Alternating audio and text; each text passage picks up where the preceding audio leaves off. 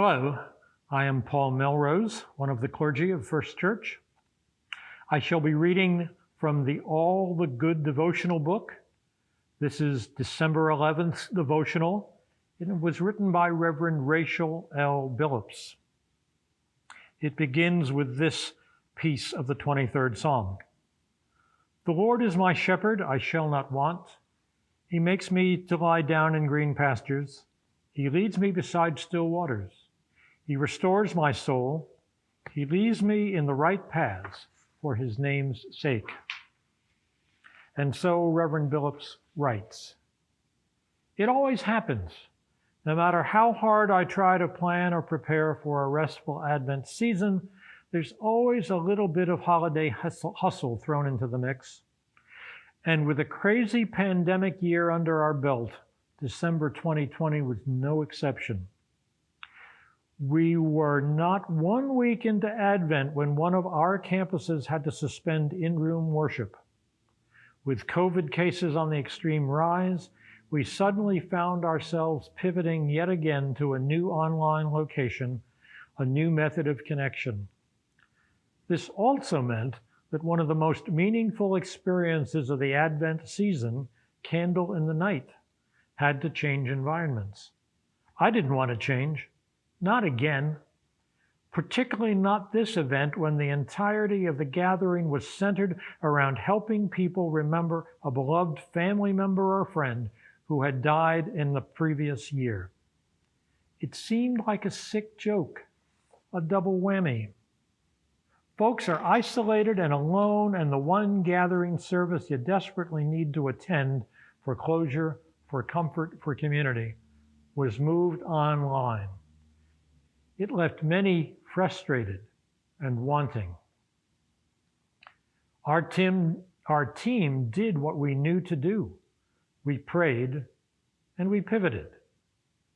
Prayed for God to make a way where there seemed to be no way. How could we be safe with the rise of COVID? How could this service and celebration be a source of hope for those who needed it the most?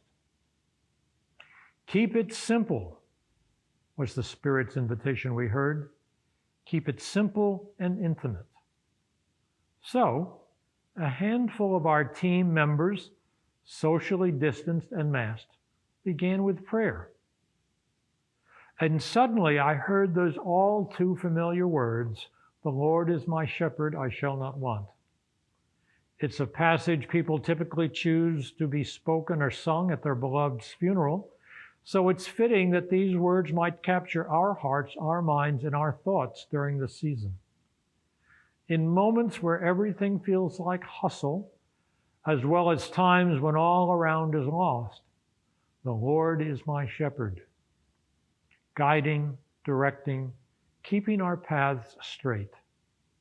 When an entire pandemic season has felt like a loss, the hundreds of thousands who've died as a result of this mysterious virus, a country in political turmoil, one black body after another, shooting after shooting. Even though I walk through the darkest valley, I fear no evil. But really, God, no fear? Fear feels like our currency these days. And yet the psalmist David gives us a different picture and a different path.